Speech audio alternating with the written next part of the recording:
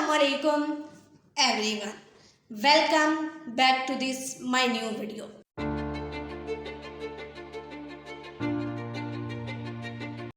अल्लाह पाक के आखिरी नबी सल्लल्लाहु अलैहि वसल्लम ने इरशाद फरमाया, यानी सेहत और फरागत ये दो ऐसी नेमतें हैं जिनसे अक्सर लोग धोखा खा जाते हैं। अल्लाह करीम ने इंसान को लातादाद नेमतों से नवाजा है। अल्लाह ताला इरशाद फरमाता है, तर्जमा, और अगर अल्लाह की नेमतें गिनो तो उन्हें शुमार ना कर सकोगे। हर नेमत का शुक्र अदा करना तो बहुत दूर की बात है ना। बंदा तो तमाम नेमतों का शुक्र भी अदा नहीं कर सकता, तमाम नेमतों को भी शुमार नहीं कर सकता। ये भी अल्लाह का करम है कि वो रहमान और रहीम रब अदाए शुक्र में होने वाली कोताहियों पर गिरफ्त नहीं फरमाता और ना ही फजल और एहसान का सिलसिला रोकता है। इस हदीस पाक में रसूल सल्लल्लाहु अलैहि वसल्लम ने दो ऐसी नेमतों जो हैं वो ज़िक्र फरमाई हैं जिनके होते हुए बहुत सारे लोग जो हैं वो धोखा खा जाते हैं, ना उनकी कदर कीमत पहचानते हैं और ना ही वो उन दोनों नेमतों के ज़रिए अपनी दुनिया और आखिरत संवारते हैं।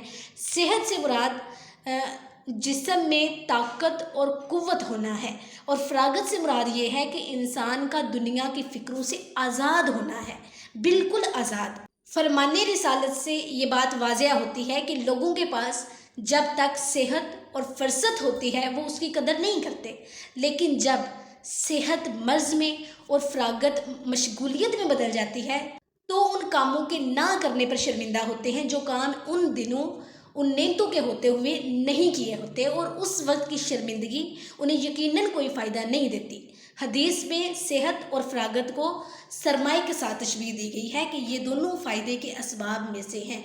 जो सेहत फरागत को अल्लाह ताला के अहकाम बजा लाने में इस्तेमाल करे तो उसे फ़ायदा होगा। जो शैतान की मानकर सेहत और फरागत को अल्लाह ताला की नाफरमानियों में इस्तेमाल करे तो उसका यकीनन सारा सरमाया जो है वो ज़ाया हो जाता है। इन दोनों नेमतों की अहमियत कदर रसूल सल्लल्लाहु अलैहि वसल्लम के एक और फरमान से भी वाज़िया होती है, यानी 5 को 5 से पहले गनीमत जानो, ज़िंदगी को मौत से पहले, फुर्सत को मशगूलियत से पहले, मालदारी को मुहताजी से पहले, और जवानी को बढ़ापे से पहले, और तंदुरुस्ती को बीमारी से पहले। अब है जी इंसान धोखा क्यों खा जाता है। जो इंसान सेहतमंद भी हो और उसे नेकियां करने का वक्त भी मिले मगर वो फिर भी अपनी सुस्ती की वजह से नेकियां ना कर सके और कहे जी मैं बाद में कर लूँगा, अभी तो सारी ज़िंदगी पड़ी है, मेरी उम्र ही क्या है, ये काम तो बुढ़ापे के हैं ना, तो ये बुढ़ापे में जाकर करूँगा, इस जैसे जुमले बोलकर वो अपनी उम्मीदों को लंबा कर देता है और वो सुस्ती और काहली के जाल में फंस कर अपना कीमती वक्त और अपनी सेहत और तंदुरुस्ती के अयाम को बर्बाद कर बैठता है। किसी ने एक हकीम से कहा कि मेरे सामने किसी ऐसी चीज़ की खूबियाँ बयान कीजिए कि जिसके इस्तेमाल से मैं दिन के वक्त भी सोता रहूं। हकीम ने कहा, ए फलां तू कितना कम अकल है, तेरी उम्र का आधा हिस्सा तो पहले ही रात की गफलत में सोते हुए गुजर जाता है। हालांकि नींद मौत का दूसरा नाम है और अब तू अपनी उम्र के 4 हिस्सों में से तीसरे हिस्से को भी नींद यानी मौत की नज़र करना चाहता है और सिर्फ एक हिस्से को ज़िंदगी बनाना चाहता है। तो उस बंदे ने पूछा, वो कैसे? उस हकीम ने बताया, मसलन तेरी उम्र 40 साल हो तो ज़िंदगी वाली उम्र 20 साल होगी और तू है कि इसे मज़ीद 10 साल बनाना चाहता है, यानी जब दिन को भी मज़ीद सोया रहेगा तो मज़ीद 10 साल कम हो जाएंगे और तेरे पास आखिरत के लिए नेकियां अच्छे अमाल इकट्ठा करने के लिए सिर्फ 10 साल ही बाकी बचेंगे। लिहाजा ज़्यादा सोने की ख्वाहिश को दिल से निकाल दें क्योंकि ये आपके लिए बहुत ख़तरनाक साबित हो सकती है। इस वाक़ये में बिलखसूस हमारे नौजवानों के लिए इबरत की बात मौजूद है कि जिनके दिन और रात का अक्सर वक्त जो है वो सोने में ही गुजरता है या कुछ का बीमारी की वजह से बिस्तर पर पड़े पड़े गुजर जाता है, कट जाता है।